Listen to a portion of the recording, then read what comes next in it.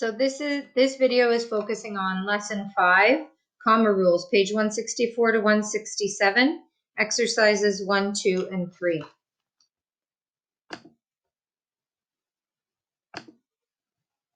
Hello everyone, welcome to Sparkle English. In this lesson, I'm going to teach you about 8 basic comma rules, and these are English writing essentials. It is very important to have proper punctuation and to use commas correctly when you're writing in English.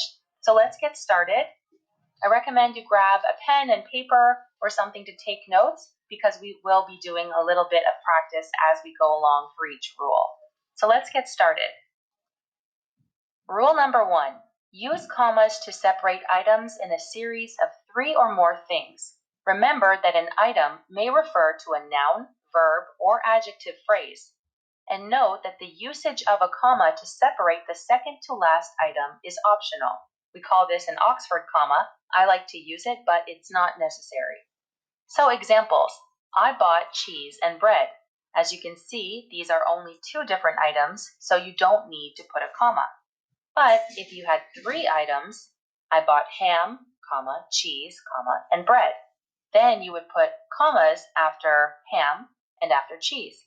Again, this one is optional because it's the second last item.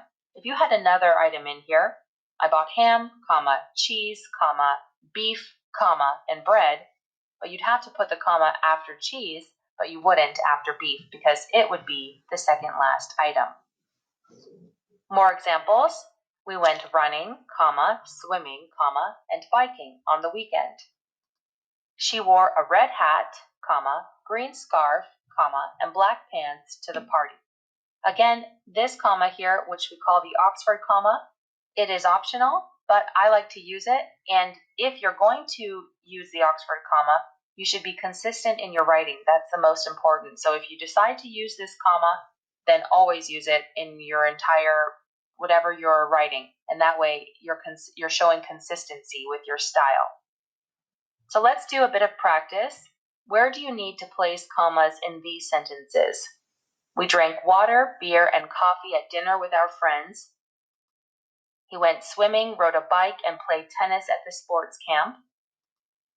The man was handsome, tall, and strong. So I'll give you a second if you want to pause this, and now I want to go over the answers with you. So I'll grab my pen here. First, these are all in a list, so we have to separate them. We drank water, comma, beer, comma, and coffee at dinner with our friends. Remember, this comma here is optional, but I like to use this comma, the Oxford comma. He went swimming, comma, rode a bike, comma, and played tennis at the sports camp. Finally, the man was handsome, comma, tall, comma, and strong. Okay, so rule number 2. Use a comma to separate independent clauses, complete thoughts, when they are joined by the following conjunctions. For, and, nor, but, or, yet, and so. So when these words are used as conjunctions, usually in the middle of the sentence, we have to use a comma to separate independent clauses. Now this, fanboys, is a way you can remember it. So F, for, A, and, N, nor, B, but, O, or, Y, yet, S, so. Fanboys, okay? The most common ones you'll run into, and, but, or, and so.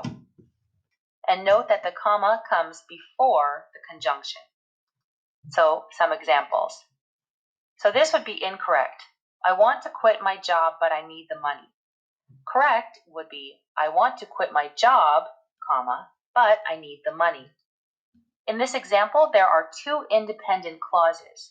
I want to quit my job. That is a complete thought. An independent clause is a complete thought. It's a sentence that can stand by itself. I want to quit my job. It's a complete sentence. And the second independent clause, the second complete thought, I need the money. So these clauses are separated by a comma before the conjunction but because they are 2 independent clauses. So more examples. We can go to a basketball game on Saturday, comma, or we can see that new James Bond movie. Again, this is a full sentence, a complete thought, and this as well. We can see that new James Bond movie. It's also a complete thought. So we need to have a comma before the conjunction. I'm really tired today, so I'm not going to go to the party tonight. Again, this is a complete thought. It's an independent clause, and so is this. I'm not going to go to the party tonight. The weather was cold, comma, yet we had a great time. Okay? So again, we'll do some practice. Where do you need to place commas in these sentences? Jack had an argument with Daniel and he got fired from his job. I'm good at writing short stories, yet I prefer reading novels. It was raining, so I took an umbrella. So again, let's get my little pen out. Jack had an argument with Daniel, comma, and he got fired from his job. Again, complete thought, and this also a complete thought. I'm good at writing short stories, comma, yet I prefer reading novels. It was raining, comma, so I took an umbrella. Okay? Let's go on to the next one. Number 3, use a comma to separate a dependent clause, which is an incomplete thought, from an independent clause, which is a complete thought. So example, when I move to Spain, comma, you can come visit me. So when I move to Spain is not an independent clause. You can't just have a sentence that says, when I move to Spain. You need to have this independent clause. When I move to Spain, comma, you can come visit me. Because you can come visit me is a complete thought. If you finish your reports by Thursday, comma, I'll give you Friday off. Again, if you finish your reports by Thursday is a dependent clause. It's an incomplete thought. It needs this part of the sentence, the second part, to make sense. So you have to put a comma here to separate the dependent clause and the independent clause. If you finish your reports by Thursday, comma, I'll give you Friday off. So again, let's do some practice. Because he is only 17, he can't buy beer at the store. If you keep procrastinating, you'll never finish your work on time. When I grow up, I want to be a doctor. So again, we're starting with the dependent clause. Because he is only 17, comma, he can't buy beer at the store. If you keep procrastinating, comma, you'll never finish your work on time. When I grow up, comma, I want to be a doctor. Okay? Now, one thing that's important to note is this begins with the dependent clause. Okay? All of these begin with the dependent clause. I'll just put a D so we know. Dependent, dependent. And all of these on this side are the independent clauses. Now, if you switched these around, if you said, I want to be a doctor when I grow up, you would not need to put a comma. You would not need to put a comma if it said, he can't buy beer at the store because he is only 17. Or, you'll never finish your work on time if you keep procrastinating. All of these sentences we can switch around. But if we switch them around and start with the independent clause, we do not need to put a comma. As these words here, because, if, and when, they make it so we don't need to use that comma. But when it begins with a dependent clause, we have to use the comma. Okay? Rule number 4. Use a comma to separate any word or phrase from the rest of the sentence that isn't essential to the sentence's meaning. So for example, Jane, my girlfriend, is coming to the party tonight.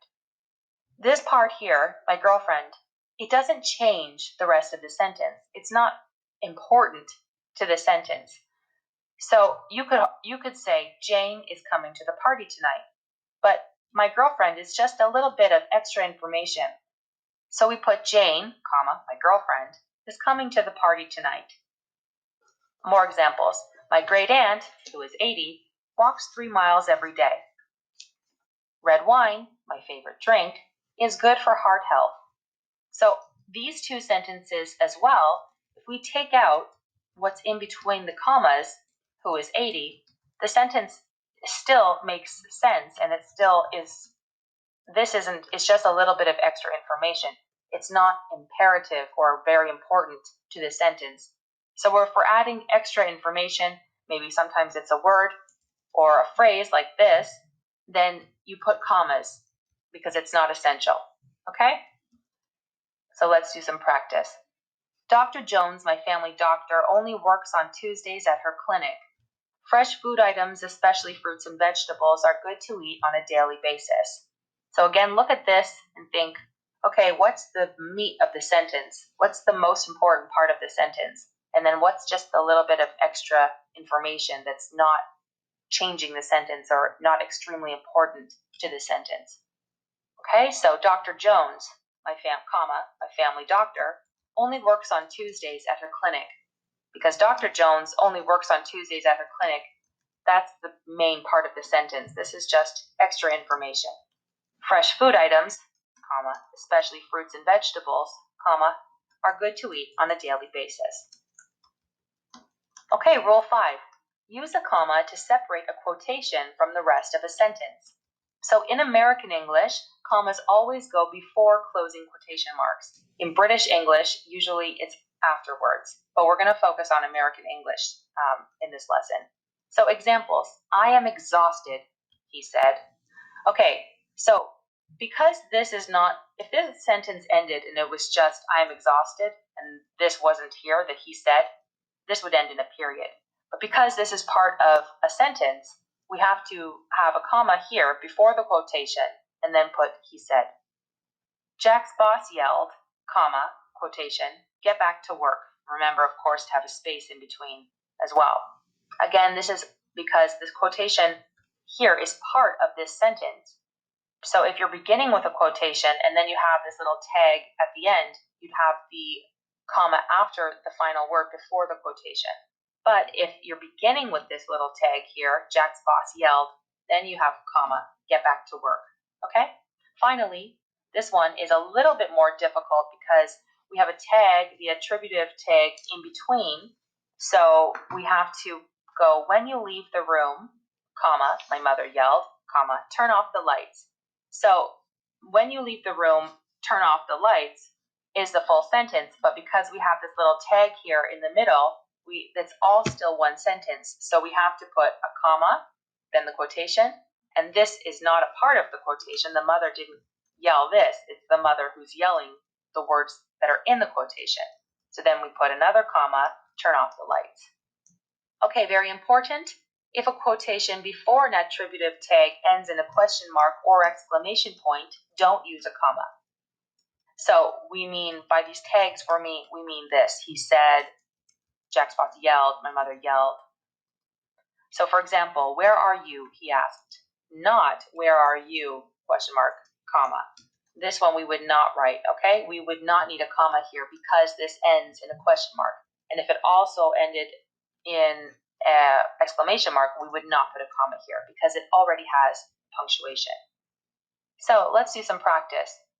If you don't go to sleep now, she whispered, you'll be very tired tomorrow. Finish the report by tomorrow morning, the manager ordered.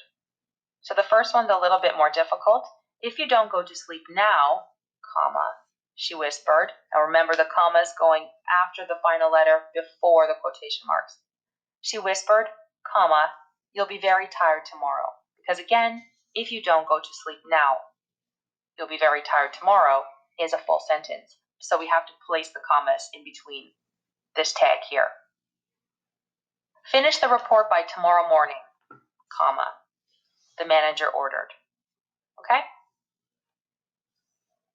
So rule number 6, use a comma to separate an introductory element from the rest of a sentence. So this is quite easy. Examples, hey, how are you today? Sorry, you're not invited to my party. Wait, what time does the meeting start? And oftentimes you'll know it's to put a comma because you have a little pause when you say this anyways. You don't go, hey, how are you today? You go, hey, how are you today? Okay? So these are all introductory words that we have to separate from the rest of the sentence. Practice. Unfortunately, I didn't finish my work on time. Yes, I am able to come to the meeting tomorrow. Oh, I'm not sure I can make it on Tuesday. Unfortunately, comma, I didn't finish my work on time. Yes, comma, I am able to come to the meeting tomorrow. Oh, I'm not sure I can make it on Tuesday. Okay? So rule number 7, use a comma to separate the name of a city from a country or state. So examples, I lived in Madrid, comma, Spain for nearly a decade. The conference will be in Paris, France next spring. He is offering me a position in Toronto, Ontario. Again, this is very easy. If you're separating a city from a country or a city from a state, you have to put a comma. So, practice. I think he lives in Lisbon, Portugal. The business conference will take place in Nashville, Tennessee.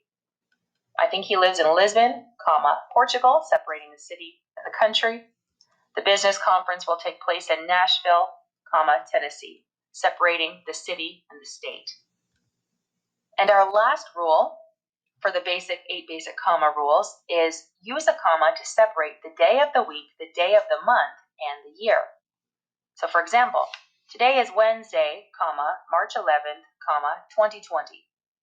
Lauren was born on Sunday, comma, June 16th, comma, 1985. Please join us on Saturday, comma, April 4th, comma, 2020, comma, for the wedding of Sawyer and Jennifer. As you can see in this last one, because the date is in the middle of the sentence, we have to put a comma, place a comma after 2020 as well, whereas these other ones end in the year, so we just put a period. So let's do some practice. Tomorrow will be March 12th, 2020. The annual award ceremony will take place on Tuesday, December 7th, 2021. So first one, tomorrow will be March 12th, comma, 2020, separating the date and the year. The annual award ceremony will take place on Tuesday, comma, December 7th, comma, 2021. Okay? So, congratulations, you've just finished your first lesson with Sparkle English on 8 different comma rules. Let me know in the comments. Okay, so one of the most important lessons, because most students make many of these errors. Okay, I'm just going to take up the answers for lesson 5. Number 1, there should be a comma after the question. Number 2, comma after started. Number 3, comma after time. Number 4, comma after problem. Number 5, comma after this, upgrades and programs. Number 6, comma after guilty. Number 7, comma after yourself. Number 8, there are no corrections needed. Number 9, comma after problem. Number 10, comma after future. Lesson 5, exercise 2 answers. Number 1, comma after face. Number 2, no corrections needed. Number 3, comma after 46. Number 4, comma after happy, surprised, sad, disgusted, afraid. Number 5, comma after understood. Number 6, comma after expressions. Number 7, comma after happiness. Number 8, comma after smile. Number 9, no corrections are needed. And number 10, comma after expressions. Lesson 5 answers for exercise 3. Number 1, comma after 19, Boston and Massachusetts. Number 2, comma after nevertheless, stories, novels, and poems. Number 3, comma after Baltimore. Number 4, comma after year. Number 5, comma after monument. Number 6, no corrections needed. Number 7, comma after ago. Number 8, comma after time. Number 9, no corrections needed. Number 10, comma after years.